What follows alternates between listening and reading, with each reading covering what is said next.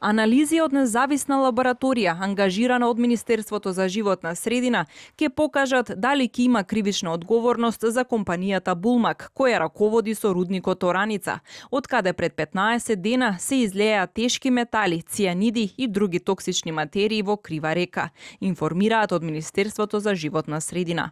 Нашите информации, тие на градоначалникот на општина Крива Паланка, не се совпаѓаат. Според нашите информации, водата во Крива Паланка се загадила од фекална канализација, а не од цевка од рудникот Тораница, која е санирана веднаш и затоа загадената вода не можела за толку брзо време да стигне до градот. Но ќе ги почекаме анализите од независната лабораторија, за да знаеме дали ќе има кривична одговорност. Како што информираат од Државниот инспекторат за животна средина, тие веќе одржале средби со основното јавно обвинителство Куманово, СВР Куманово и ОВР Крива Паланка за понатамошно постапување во однос на кривичната постапка.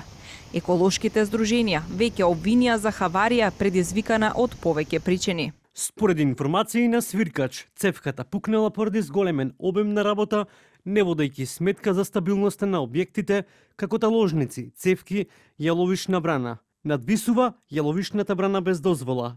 Едниот инспектор на Државниот инспекторат за животна средина, кој вршел увид на терен, е бивш вработен на Булмак, а на другиот неговата сопруга работела во фирмата. Градоначалникот на Крива Паланка, Сашко Митовски, вели дека тој поднел кривична пријава до компанијата Булмак по направени независни анализи, со кои се утврдило дека концентрацијата на тешки метали, цијаниди и други токсични материи во Крива река е десетици пати над дозволеното, што значи дека живиот свет и земјоделските површини се во опасност. Како што веќе извести Државниот инспекторат за животна средина, глобата на Булмак ќе изнесува од 180.000 до 200.000 евра за пукањето на главниот цевковод за јамска отпадна вода, која содржала олово, цинк, арсен и други метали, пошто тие се влеале во Тораничка река.